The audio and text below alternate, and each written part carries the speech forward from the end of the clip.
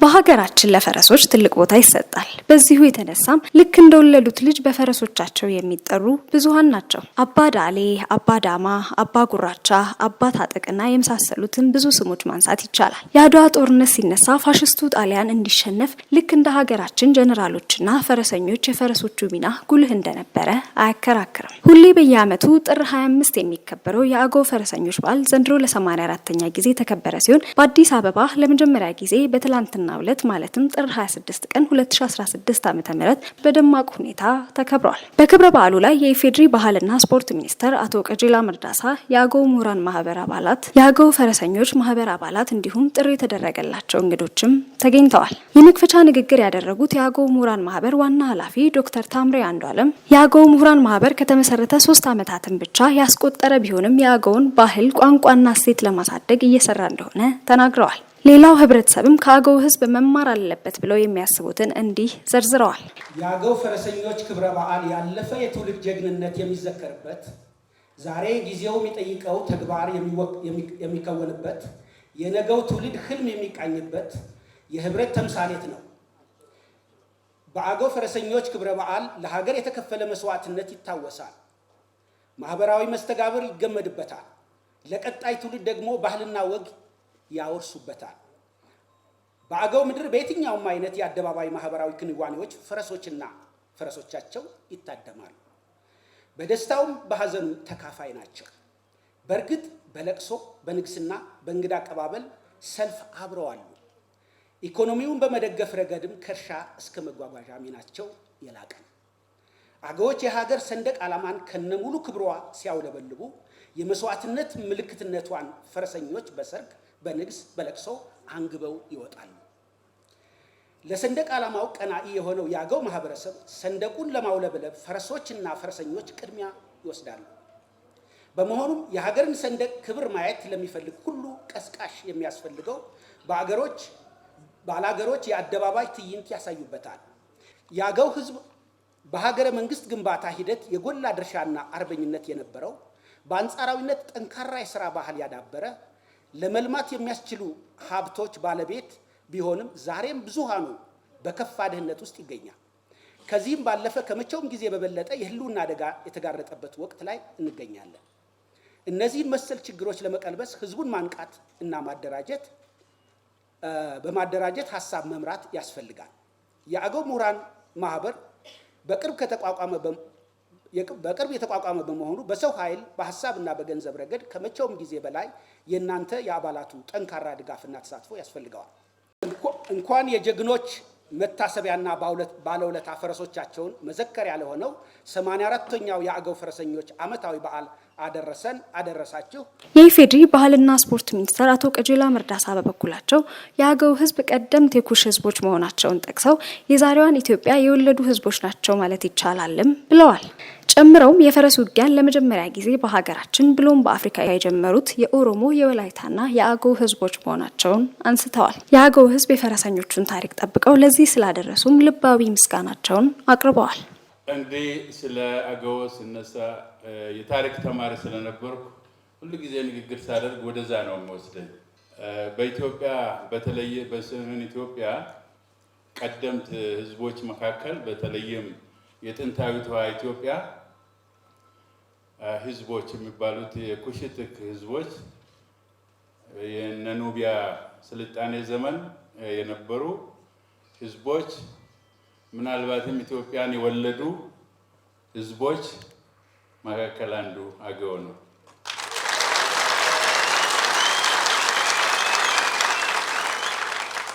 በስልጣኔ ከብትን በማርባት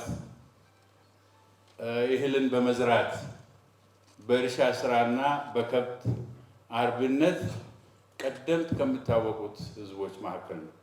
ምናልባት ጤፍን፣ ገብስን፣ ስንዴን መጀመሪያ አድርት ያደረጉት ያላመዱት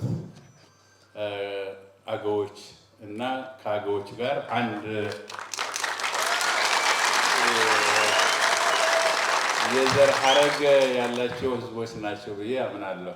የአገው ፈረሰኞች የኦሮሞ ፈረሰኞች ናቸው የጣሊያንን ዘመናዊ መሳሪያና ጦርን የመለሱ። እንደ ዛሬ ሀገር መከላከያ አልነበረም። በዛን ጊዜ በክተት ነው።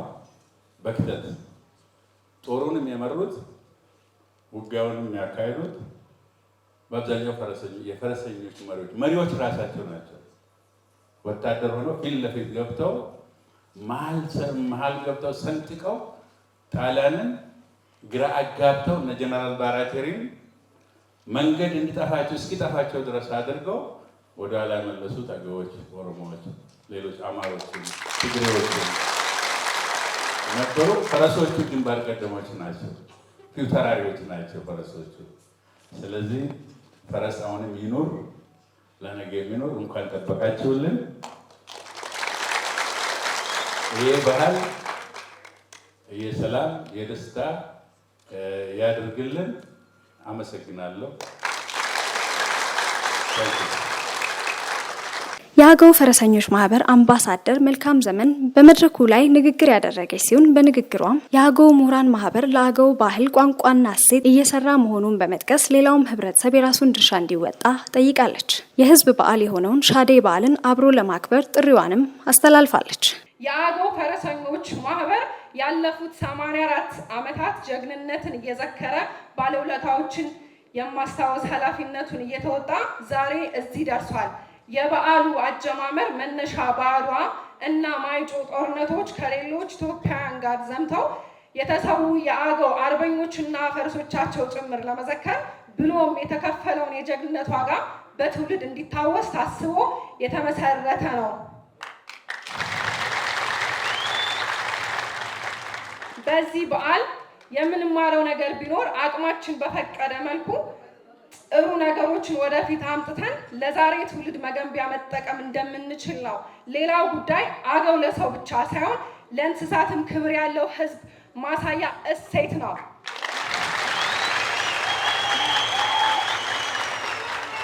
በአገው ህዝብ ዘንድ በቀደምት የሚከበሩ ህዝባዊ በዓላትን ከአገው ምድር ውጪ ባሉ አካባቢዎች ማክበር ጥቅሙ ባህልን ከሌሎች በማስተዋወቅ ብቻ አይወሰንም። እኛ እርስ በርስ የምንተዋወቅበትና ቤተሰባዊነትን የምናጸናበትን እድል ይፈጥራል። ስለዚህም በሚቀጥሉት ጊዜያት እንደ ሻደይ አይነት ህዝባዊ በዓልን አብረን እንድናከብር ማሳሰብ እወዳለሁ። ስለሆነም ሁላችንም የአገው ህዝብ ታሪክ፣ ቋንቋ፣ ወግ እና ባህል አውቀን እንድናስተዋውቅ አደራ ማለት ፈልጋለሁ። ባህላችንን እናበልጽግ፣ የሌሎችን እናክብር። አዲናስ። በመድረኩ ላይ የአገው ባህላዊ ምግቦች አብዚ ቀርበው አሰራራቸውን በአርቲስት ብርቱካን መለስ ገለጻ ተደርጓል። ለአገው ፈረሰኞች በዓል የተዘጋጀውንም ዳቦ በኢፌድሪ ባህልና ስፖርት ሚኒስቴር አቶ ቀጀላ መርዳሳ፣ በአገው ምሁራን ማህበር ዋና ኃላፊ ዶክተር ታምሬ አንዱ አለምና የአገው ፈረሰኞች አምባሳደሮች መልካም ዘመንና ቅድስት ብርሃኑ ተቆርሷል። በክብረ በዓሉ ላይ የተገኙ ተሳታፊዎችም ስለ ክብረ በዓሉና ምን አይነት ፋይዳ እንዳለው ለጅራ ሚዲያ ኔትወርክ እንዲህ አስረድተዋል። አመሰግናለሁ። አለሙ ጌታሁን ነው የምባለው። እዚህ አዲስ አበባ ነው የምኖረው። የአገው ምሁራን ማህበር ስራ አስፈጻሚ ነኝ። የፈረሰኞች በዓል ብለን የምናከብረው ከአድዋ ጋር ከጀግኖች ጋር የሚተሳሰረው ከጦርነቱ ከድሮዎቹ ጋር በአድዋም በማይጨውም ተሳትፈዋል ፈረሶቻቸውን ይዘውና ያኔ የተሰውም አሉ። ሰው ብቻ ሳይሆን ፈረስንም ጀግና እያልን ነው የምናሞግሰው። ያኔ ወደ 32 አካባቢ ሰዎች ሆነው ለምን ይሄንን ጀግንነትን አንዘክርም በሚል የተመሰረተ ማህበር ነው። በየአመቱ ጥር 23 ይከበራል። ከእንጅባራ ውጪ ከዞን ውጪ ለመጀመሪያ ጊዜ ዘንድሮ አዲስ አበባ እያከበርነው ነው። ይሄ 84ኛ አመት ነው ዛሬ የምናከብረው ማለት ነው። ልዩ የሚያደርገው አንደኛ አገሪቱ ችግር ውስጥ ሆና እያለ በሰላም እዚያው ካለበትም በችግር ተከቦም ቢሆን በሰላም የሚያከብር ህዝብ እንደሆነ የምናሳይበት ነው። ሁለተኛም አገው ምን አይነት ባህል እንዳለው ለህዝብ እያሳየን ነው። አዲስ አበባ ሁሉ እያየን ነው። በበርካታ ሚዲያዎች ይተላለፋል ብለን ነው የምናስበው። ያ ስለሆነ እኛ ኩራት ነው የተሰማኝ። እውነትም እንኳንም አገው ምሁራን ማህበር ኃላፊነቱን ወስዶ ይሄንን ዘንድሮ እናከብራለን ብለን ስንወስን በጣም ብዙ ስጋቶች ነበሩብን። ስጋቶችን ግን አለፍናቸው። ደስ በሚል ሁኔታ እንዲህ በሚያምር መልኩ እያከበርነው ያለው ይሄ በዓል አንደኛ ይሄ በዓል መከበሩ አንድነትን ያመጣል። አዲስ አበባ ይሄ ሁሉ አይተዋወቅም። ያው አንድ እየሆነ ነው ማለት ነው። እዚያውም ቢሆን በአመት አንድ ጊዜ ሁሉም የዞኑ ህዝብ ተሰብስቦ የሚያከብርበት ስለሆነ አንድነትን ያመጣል። መተባበርን ሁሉ ያሳያል። ለሌሎች ህዝቦች በሰላም የሚኖር ህዝብ ባህሉን በደንብ ማስተዋወቅ የሚችል ህዝብ እንደሆነ እናሳይበት ነው። በነገራችን ላይ ይሄንን ስናከብር ምንዘክራቸው ጀግኖችን ነው። ጀግና እየመሰረትን ነው ማለት ነው። መሰረት እያልጣልን ለትውልድ እያስተላለፍን ነው ማለት ነው። ስለዚህ በኢኮኖሚው በማህበራዊም ዘርፍ ምንም አይነት ቅንጣት ችግር ብትፈጠር መንግስት ኖረም አልኖረም በዚህ ማህበር ይፈታል። ልዩ የሆነ የራሳቸው ስነ ስርዓት አላቸው። በስነ ስርዓት ይዳኛል ማለት ነው። አድዋ ላይ የአገው ፈረሰኞችም ሆነ ፈረሰኛ ያልሆኑ የአገው የተለያዩ አካባቢ የሚኖሩ ህዝቦች የፈጸሙት ጀግንነት ከሌሎች ኢትዮጵያውያን የተለየ አይደለም። ያው ሁሉም የራሱ አስተዋጽኦ አድርጎ ሁሉም ኢትዮጵያዊ የተሳተፈበት የጀግንነት ታሪክ ነው የአድዋ ታሪክ። ነገር ግን የአገዎችን ለየት የሚያደርገው ያንን ታሪክ የሚያስታውሱበት ዘላቂ የሆነ እሴት ማስቀመጣቸው ነው። እዛ ጦርነቱን ያካሄዱ የነበሩት አገዎቹ በተለይም አዊ አገው ምድር ያሉ አገዎች ያካሄዱ የነበረው በፈረስ ነው። በአብዛኛው ኢትዮጵያውያን የፈረስ ላይ ውጊያን የቀደመ ታሪካቸው እንደሆነ ይናገራል። ግን የአዊዎቹ የተለየ ነበረ እና በዛ ሰዓት ብዙ ጓደኞቻቸው ወድቀው ተሰውተው የተወሰኑት በዛ ጀግንነት ውስጥ አልፈው ከተመለሱ በኋላ ለልጅ ልጆቻቸው እንዲቀጥል በዚህ አይነት መንገድ ማህበር መስርተው የአገው ፈረሰኞች ማህበር እንዲቀጥል አድርገዋል። በጣም የተለያዩ ታሪካዊ ጠቀሜታ ያለው ነው። አንደኛው ታሪኩ ራሱ መቀጠሉ ነው። ሁለተኛው ደግሞ የፈረስ ግልቢያ እንትን ነው፣ ደስታን የሚፈጥር ነው። ከፈረሶች ጋር ያለው ቁርኝት የአገው ቁርኝት በጣም የላቀ ነው። በዚህ ከፍተኛ የሆነ ጀግንነት የሚጠይቅ ነው። ፈረስን መጋለብ፣ ፈረስ ጋራ የተቆራኘ ጥበብን መፍጠር እውቀትም ጀግንነትም ይጠይቃል። ፈረስ ላይ ወጥተሽ ስትሄጂ ልብሽ ይፈትንሻል። ስለዚህ ጀግንነትንም የሚገልጽ ነው፣ ደስታንም የሚገልጽ ነው። ለተመልካቹ ደግሞ ትልቅ ደስታን የሚሰጥ ነው። ስለዚህ የአገው ፈረሰኞች ያደረጉት ነገር ያንን ታሪክ የጀግንነት ገድል እንዲቀጥል ነው ያደረጉት። እኔ ቅድስት ብርሃን እባላለሁ። የአገው ባህል አምባሳደር ነኝ እና ይሄ የምትመለከችው የ84ኛ የአገው ፈረሰኞች በዓል ነው። ይህ በዓል በአድዋ ጦርነት ጊዜ የነበረውን ታሪክ ለማስታወስና እንዲሁም ፈረሶቻችንን ለመዘከር የምናከብረው ነው በየዓመቱ እና እንደምታዩ ይሄንን ይመስላል። በጣም ሞቅ ያለ ደስ የሚል ፕሮግራም ነው። አለባበስሽን በጣም ነው የሚያምረው። እስቲ ስለ ልብስሽ የተወሰነ ነገር ንገሪኝ። ይሄ ልብስ የክት ልብስ ነው። እንደዚሁ በዓላት በዓመት አንዴ የሚመጣ በዓል ነው። ትልልቅ መስቀልን፣ ጥምቀትን የሚመሳስሉ በዓላት ሲመጡ የሚለበስ ልብስ ነው። ጌጡም እንደዛ ሁሌ የሚደረግ አይደለም እና ይሄ የአገው የባህል ልብስ ነው፣ የባህል ጌጥ ነው። የአንገቱም ይህ የምትመለከችው በሙሉ የአገው የባህል የክት ልብስ የክት ጌጥ ማለት ነው። እንደዚህ አይነት በዓላት የአገው የፈረሰኞች በዓል መከበሩ ምን አይነት ጥቅም አለው?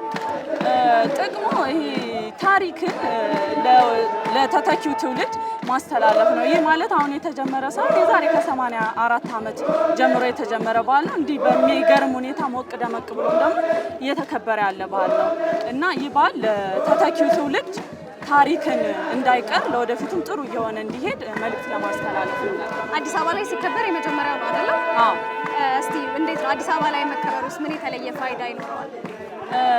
ለመጀመሪያ ጊዜ ነው አዲስ አበባ ላይ የሚከበረው። እዚህ አዲስ አበባ ላይ መከበሩስ ምን አይነት የተለየ ፋይዳ? አዲስ አበባ ላይ ለመጀመሪያ ጊዜ ስናከብር ዓላማ ነበረው።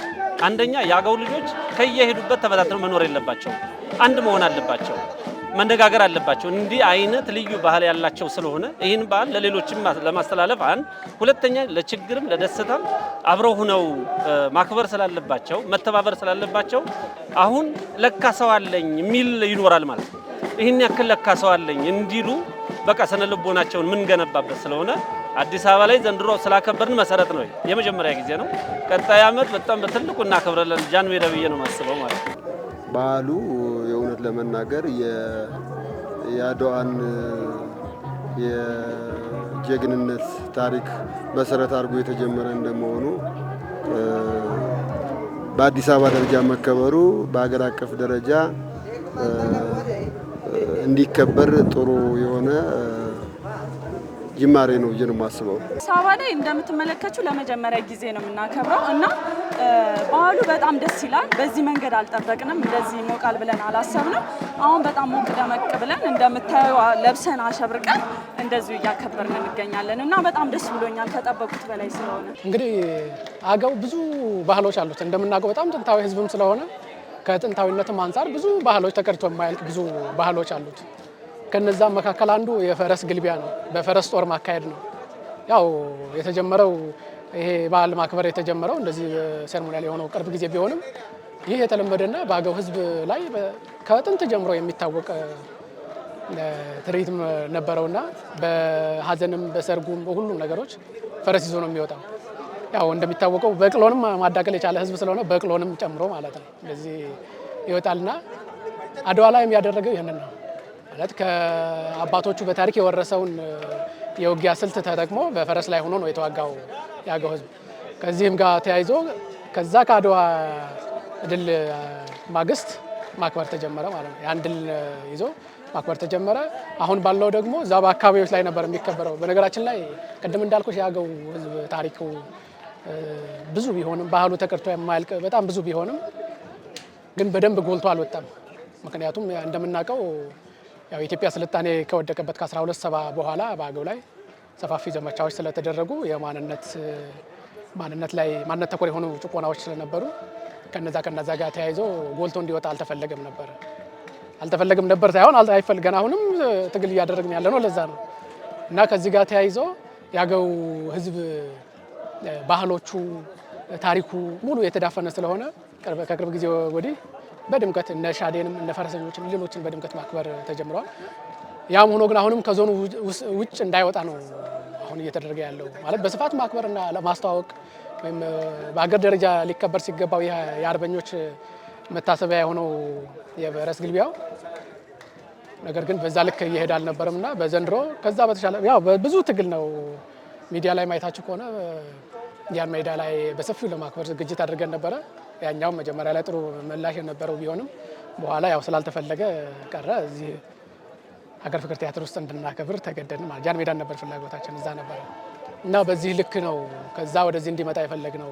አሁንም በደንብ መታወቅ ስላለበት በደንብ መስፋት ስላለበት ሌላው አካባቢ ላይም ሰፍቶ መታወቅ መቻል አለበት። ይህንን ደግሞ ሁሉም የሚመለከተው ኢትዮጵያዊ ሁሉም የአርበኛ ልጅ ነው። በነገራችን ላይ በአርበኝነት ላይ ያልተሳተፈ ሰው የለም።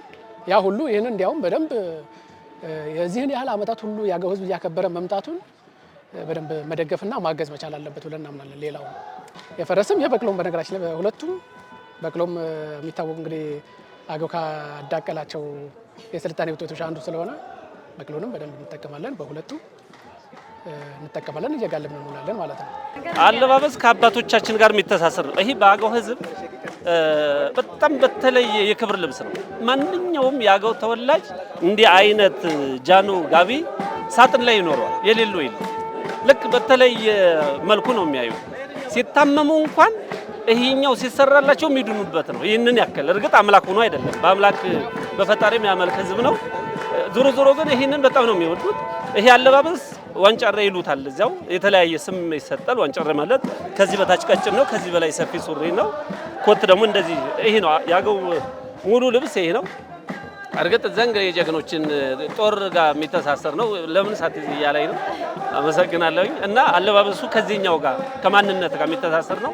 ማንም ሰው የትም ሀገር እንዲህ ለብሶ ካየ አገው መሆኑን ማንም ይረዳል። ጭራ ያው ፈረስ ስለሆነ የፈረስ ጭራ ነው። እዚያ ይሰራል። በደንብ ነው የሚጎነጉኑት። ጥበበኞች አሉ፣ አሳምረው ያመጣሉ። ማንነታችን የምንገልጽበት የፈረሶችንም ማንነት ከኛ ጋር ያላቸውንም ትስስር የምናሳይበት ነው ማለት ነው። የአገው ፈረሰኞች ማህበር 62000 አባላት እንዳለው በመድረኩ ላይ የተገለጸ ሲሆን የአገው ህዝብ አህያና ፈረስን በማዳቀል በቅሎን የፈጠረ የመጀመሪያው ማህበረሰብ እንደሆነና ቀደምት ስልጣኔ እንደነ እርሻ ያሉትን የጀመረ ህዝብ መሆኑ ተገልጿል። በመጨረሻም ተሳታፊዎቹ በጅራ ሚዲያ ኔትወርክ በኩል ለመላው የአገው ህዝብ ብሎም ለኢትዮጵያውያን የእንኳን አደረሳችሁ መልእክታቸውን በአገውኛ እንዲህ አስተላልፈዋል። አዲስ አበባ ዳኪ ኦሮሚያ ክልል ዳኪ ወደኪ ኢትዮጵያ ጋዳ ኢትዮጵያ ደስ ውጭ ደስ ከንቃቂ ሁላ ኦሮሞ ደስ ከሚኒስትር ኦሮሞን ዛሬ ኩሽ ሁላጊ ኢትዮጵያ ደስ ከንቃ ሁላ ውጭ ዳኪ ደስ ከንቃ እንኳንንስ ሶሬቲስ ከሴዛንተ አመት ፈረስተኑስ አዋዋ ፈረስተኑስ ባለስ ታምሱናስ ንወፋቴ አገው ፈረስተኑ ባለስ እንኳን ታምሱናስ። ጨረሻም ለተመልካቾቻችን በአገውኛ እንኳን ለአገው የፈረሰኞች ቀን በሰላም አደረሳችሁ ባይልኝ። እሺ አመሰግናለሁ። ሶሬቲስ ከሴዛንቲ ሪስቴንካ ባለስ እንኳን ዴክስ ታምሱናስ ንወፋቴ አመሰግንቴ ከቴክኒክ እንደነቀ ይነቀንሻተል ወዝ